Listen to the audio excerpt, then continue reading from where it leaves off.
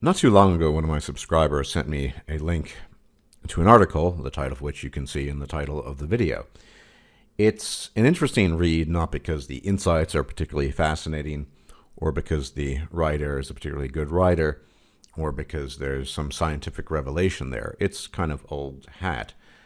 The interesting thing about the article is the fact that it openly encourages women black women specifically, to start practicing hypergamy. Now, there's something about this kind of topic that almost appears to me be sort of tabloid-esque, and I kind of have a weird taste in my mouth when I talk about this. But I don't want to just talk about that. However, to give you I want to talk about some issues related to this and yet somewhat different. To give you some idea of what the article says and what it states, just an example. Hypergamy is just a fancy word for marrying up. It means you've paired up with a partner who perhaps has a higher education, higher income, or is from a higher class. And in the case of black women, practicing hypergamy could mean marrying someone from a two-parent family, because so many black children are born out of wedlock and have seen generations of their mothers unmarried and struggling heads of the household, etc., etc. Then she says, to be clear, all women in America, white, Hispanic, Asian, everyone except us, practice hypergamy, and it is not viewed as gold digging. In fact, these women are looked down upon if they don't practice it. What is more, they don't have to be taught to do it because it's simply natural, and oftentimes, with a lack of a father and family resources to ensure your safety, it's even more essential for black women to practice it. So there are you get the gist, there are a couple of elements here that I want to discuss. One is this notion that black women are not practicing hypergamy. Sexual dynamics and the reproductive game can always change depending on the environment. As I've said many times, there are many possible behavioral variables, and if you roll the dice one way and the environment is a certain way, then you're going to end up with a certain pattern. In the case of the so-called black community, I don't like these terms, they're black community, white communities, but whatever, the black community, I do believe women are in fact practicing hypergamy. It's just that in a particularly violent environment, it's your safest bet to hook up essentially with a thug, what Barbarossa coined once as the alpha male brute. This is the type of male that's more likely to offer you protection and resources and provision, simply because there's a dearth of men who will fit into sort of white-collar jobs and be in that sort of standard, I'm marrying up just for the money thing. The idea that hooking up with gangsters and the like, or that's not somehow hypergamous behavior, is a bit odd. But what we see in the black community is a reflection of the environment that is present there. But I don't want to just talk about hypergamy. I mean, hypergamy has been talked about so many times. As I said, the interesting thing about this article is that a woman is actively stating it. She's encouraging her fellow black women to practice it, etc. And, that's kind of the gist of it. However, I want, as you can see in the graphic or the image I'm using for the video, almost universally in every sort of online survey you see, black women are the least desired, ethnic dating bloc available, less desirable than anyone else, and certainly less desirable than women from other profiles. So I'll just read a little thing off here. I mean, I don't believe this is the reason, but historically degraded and sexualized from slavery to today's media, women of color often seem like they're at the bottom of the totem pole of humanity. And as if we needed more proof, recent online dating statistics released in a video by BuzzFeed reveal that black women are the least desired race among both white, black, Latino, and Asian men. Hello, my IBMOR brothers. Back again. The clip that you just heard came from Stardust, or Thinking Ape, from his YouTube channel. And this time he's talking about hypergamy, but from a black perspective. Stardust, or Thinking Ape, is a avowed MGTOW, and he's discussed hypergamy thousands of times.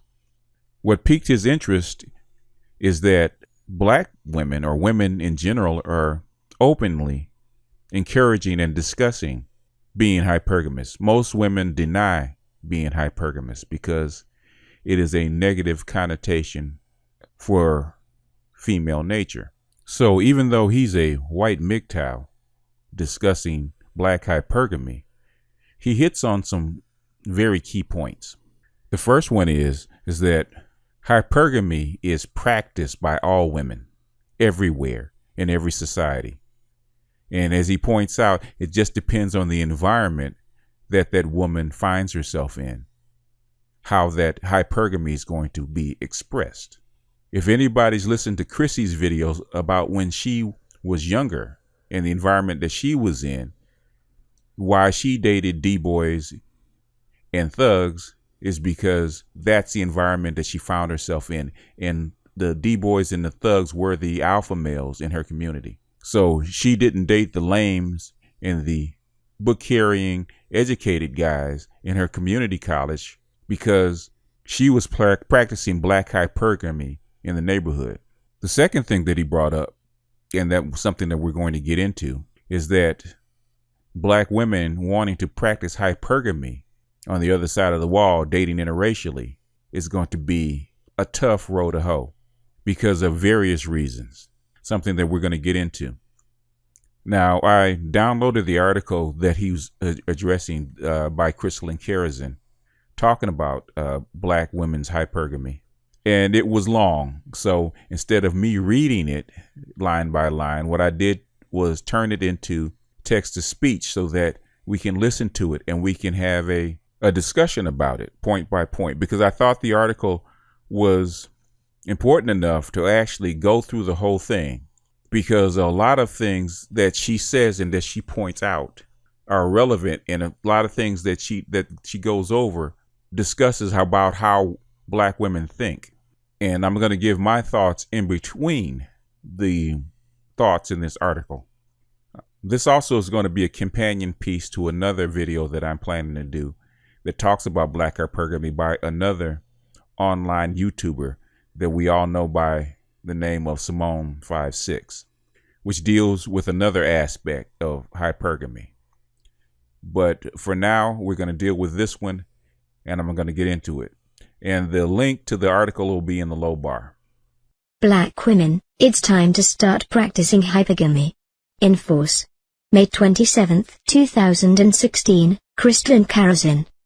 Warning, don't read this article if you believe in feminist ideals to the point of jeopardizing your OWN well-being.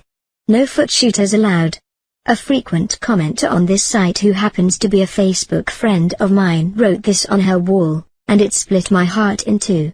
Brianna Nouveau, I have to live in a largely black community again at this point due to a loss in income that I am working to improve again.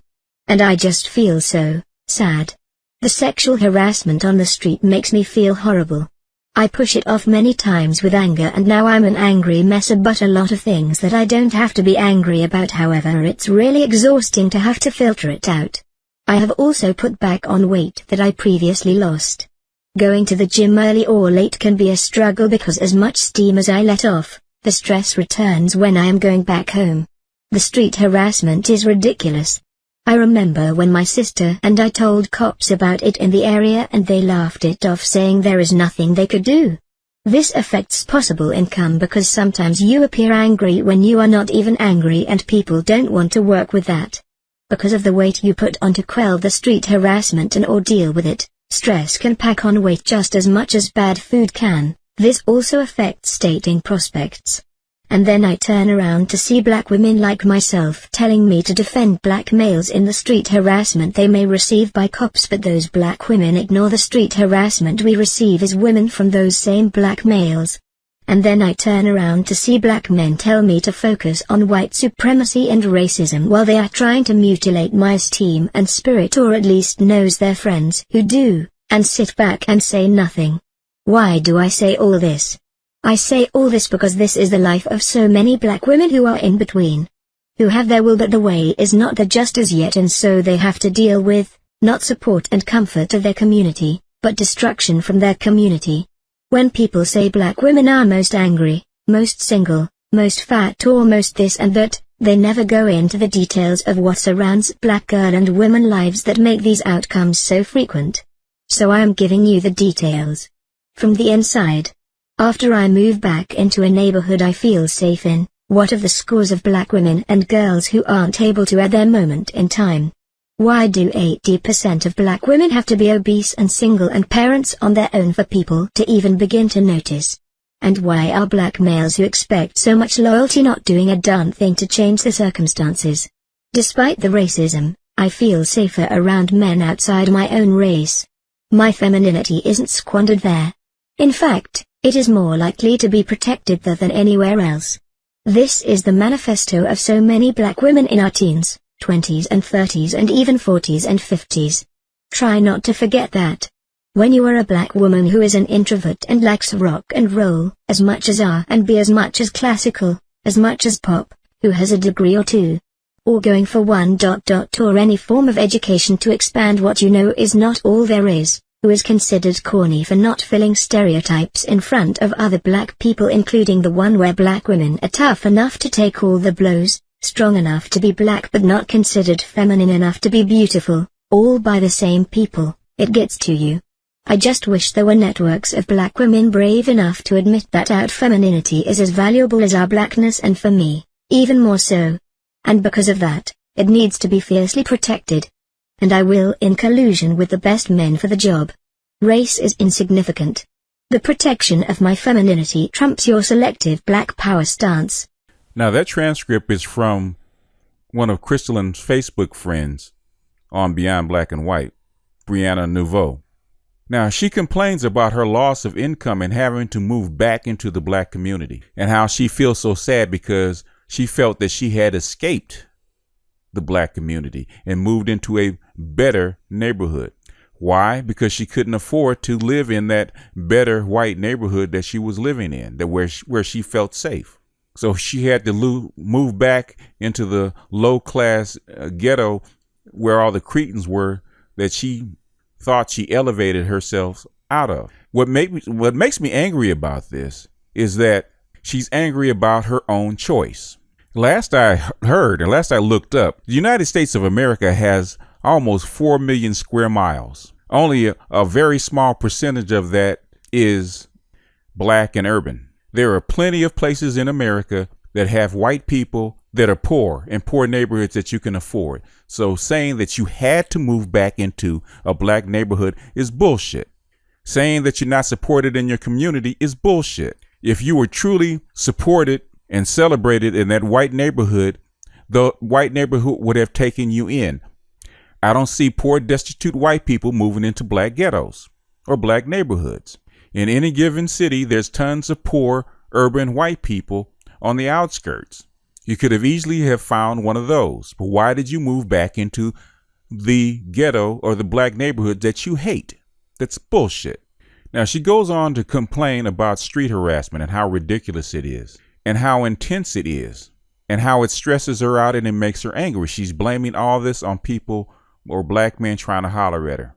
But you're this fabulous, educated black female that can do wonders. It's like buy a freaking car. The United States is not a third world country. You don't have to walk down a dirt road. You have the opportunity of buying a car. Do what a guy would do. Buy a used car and go back and forth if you don't want to deal with the element that's in the neighborhood. Those are choices. Blaming the neighborhood because you packed on weight and you can't stop stuffing your mouth full of food has nothing to do with the environment. It has something to do with the lack of character. What kills me in the article is that you can deal with the racism better than you can deal with the street harassment. It's one thing if they're putting their hands on you or they're trying to drag you into the bushes, but you're mad because they're not celebrating you for your femininity. But you come back in the neighborhood and you expect the black community or the black men that you tried to escape from to now come to your aid and protect you. For what? And just like most black women, she's complaining and blaming black men for creating something like black women have no part in it. It also upsets me when she talks about white supremacy and how the people in the streets or the black people in the community talk about going up against it. And you feel that you don't have to because the black community is not the way that you want it to be. And it's black men's duty to fight white supremacy by themselves, and you have the privilege of reaping the benefits without doing the work. She never thinks that she has a black community to come back to. She talks about mutilating her spirit and black men sit back and do nothing. You don't like them? No way. What do you care? Go back on the other side and deal with the racism. And at the end, which really kills me, she talks about crying about all the black women that are in between that need to get out. And when she goes back, she's going to think about them. Yeah, right. Like that's going to help. But here's the kicker that gets me. The hypergamy on some of these women are so strong. What does she say? She says she wants to protect her femininity at all costs. And for her, her femininity is more important than even her blackness. And she's going to fiercely defend it in collusion with men that are willing to help protect it. Evidently, they didn't protect it when you had to move back into the black community. But I'm going to say more about that later on. I thought about writing a response on her wall, but I want to do one better, because this is a good jumping off point for us to discuss the practice of hypergamy, and how it's essential to understand how and why women do it in a patriarchal society. Hypergamy is just a fancy word for marrying up. It means that you have paired with a partner who, perhaps has a higher education, higher income, or is from a higher class. And in the case of black women, practicing hypergamy could mean marrying someone from a two-parent family, because so many black children are born out of wedlock and have seen generations of their mothers unmarried, and struggling heads of the household. For the trolls who want to interject here about black women choosing white daddy in the 1960s, I'm not here for it. It was a choice of welfare or starve and beg in the streets, so stop being assholes. The black community has convinced black women that hypergamy is a dirty word, and to do so is to be a dirty rotten gold digger. To even expect a man to have an equal education and a steady income will get you a common retort: black women's standards are too high. They need to give a struggling brother a chance. And oftentimes when the relationship fails, we are chastised for choosing wrong. All the while, the most elite of black men date and marry a rainbow, and intermarry at 24%. Seems like a little, right? But consider that only a minority of black men marry at all. You get the idea. To be clear, all women in America, white, Hispanic, Asian, everyone except us, practice hypergamy, and it is not viewed as gold digging. In fact, these women are looked down upon if they don't practice it. What is more, they don't have to be taught to do it, because it's simply natural. And oftentimes, with the lack of a father and family resources to ensure your safety, it's even more essential for black women to practice it. And what you just heard was some of the most honest talk that you're going to hear out of Crystalline Karazin. I do mean brutally honest. She describes what hypergamy is, even to the point where she talked about choosing white daddy, which is hypergamy in itself. Why did she choose white daddy? Because it was going to give her offspring a better chance. So while black women claim that they're loyal to you, listen to what they say and not their emotion, because they will tell you in their moment of clarity what they actually mean and what they actually really feel. The only thing is that she doesn't realize that what she just said about choosing white daddy and welfare is actually female hypergamy. And it was black female hypergamy that led to the fatherless homes for generations. Never mind, all those generations had birth control. And before the 1960s, 90% of women had at least married one time in their lifetime. But we're supposed to skip over that. Now, she mentions that black women are taught by the black community not to practice hypergamy, which again is bullshit. How many times have black men told you not to date, marry, or mate with Pookie and Ray Ray? Every struggling brother that goes to work and has a job does not necessarily have an education. And you have to pick from the pool of men that you have, or that you can actually get a hold of. White women simply pick from the pool of men that they have. Same thing with Asians, same thing with Hispanic.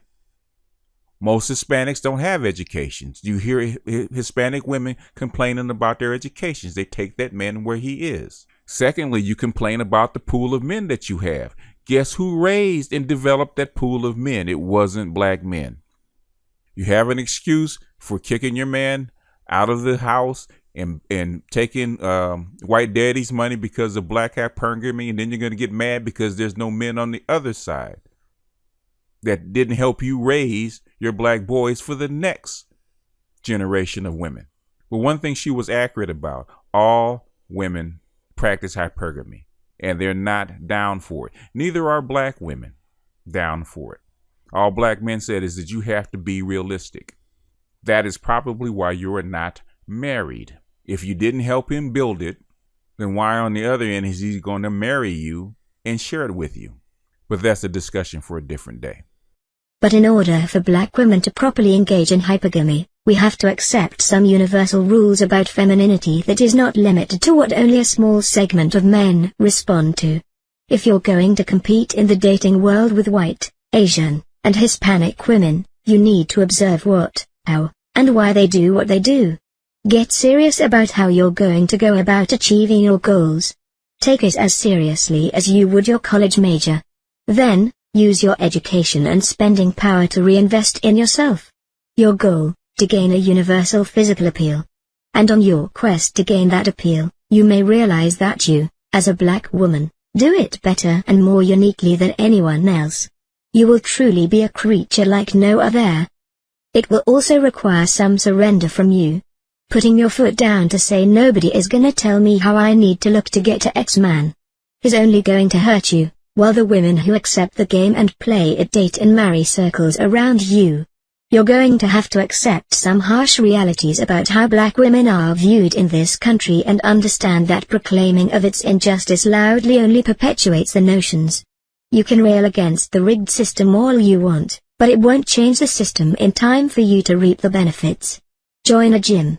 But if you don't have the time or the money, YouTube has tons of exercise videos for free, and for just $10 a month you can sign up for what I use Yoga Download, which allows for you to tailor the length, intensity and practice.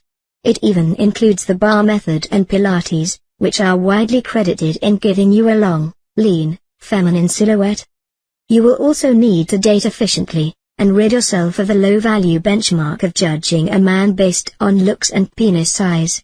There is much more to mate selection than that, and you're going to have to think long time for your benefit and that of your offspring. That means picking smarts, ambition, and talent over six-pack abs and a 9-inch cock. Now that's not to say you need to be dating the elephant man, it just means you'll have to make looks secondary, and the ability for a partner to provide, protect, and produce the priority. Now y'all know me, I'm a Gnostic, and I always give points and praise for brutal honesty.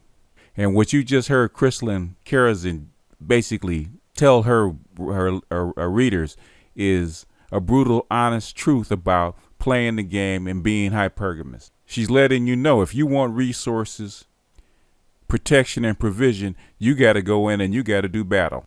You can't come in with the sloppy half-ass efforts that black women have been having for the past 50 years. There's no use in whining about the reputation that you've gotten as black women, whether it's deserved or not. You're not going to be able to change it in time to basically get into the game. So what you're going to have to do is work twice as hard to get what white women have, because you got to overcome the reputation that you've gained. So you're going to have to put girl game, what Roos calls girl game, into hyper gear. You got to spend all your time improving your appearance and how you look.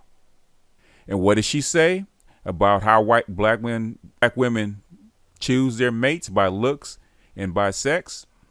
What does she say? You're going to have to make that secondary. You're going to have to be pragmatic, and you're going to have to be opportunistic, because that's the way the game is played amongst women. Because that's what hypergamy means, being opportunistic in your mate selection. So basically what you're going to have to do is use the second half of girl game, which is lowering your standards. You're not going to get a 9-inch cock and a 6-pack abs and that dude with light skin and curly hair, because you're going to have to take that guy with the pot belly and the big wallet. And have to not worry about that guy that's under 6 feet. If he's 5'4" and he can provide for you, you're going to have to go for him. Which is basically the same thing that black men have been telling you for the past 50 years. Why does it take black men to tell you how to play the game and black women can't do it? Like I was telling Chrissy in the earlier videos, you have to get off your high horse and get down and do business, because that's what marriage is about. And instead of trying to fight the standard of beauty, you're going to have to go with the standard of beauty. You're going to have to change that black girl attitude and drop it at the door. And even if it's not you, you're going to have to pretend that it is you, because it's doing business. That's black hypergamy. And if you had been doing business in the first place, the black community probably wouldn't be in the shape that it's in. But that's another story for another day. In marriage, there is an exchange of resources. The man practices marrying up when he acquires a beautiful and cultured woman that captures the male gaze. You are a reflection of his status and ability to snag such a hottie. Your looks, femininity, and charm are exchanged for his ability to take care of you and his future progeny. This has been practiced more or less successfully for thousands of years, but this very basic truth is deliberately downplayed within the black community. I hold no illusions about how this post will be received. I know this might anger a lot of women. It might even make the cut on Lipstick Alley. But none of that will make what I say less true, and the women who listen will be the ones who win. Well, there she goes. I knew she couldn't get all the way through it without fucking it up. She gave a good, honest, pragmatic view of what hypergamy is and what marriage really is and has been for about 60,000 years. But she got right to the end and she screwed it up. For thousands of years, marriage is a partnership for raising children. And that man needed what you were and what you provided, regardless of how you looked. Now you're selling all these women that pipe dream about being that hottie and being that trophy wife on his arm that he's going to trade his provision and his protection for, especially amongst upperly mobile and upper class men. I'm sorry, sweetie. 90% of the women don't make that grade. And when you come out of the box of the black community, you're competing against all women for the same men. And they're in the same position that you are. You're going to have to go back and talk to your grandmothers, and they can tell you what a women are supposed to provide, which they don't provide anymore. And in modern society, it's actually less and less that men need women to provide it. And when you compare the risk that men have to entail by taking a woman and having children, being a hottie on his arm is not quite enough.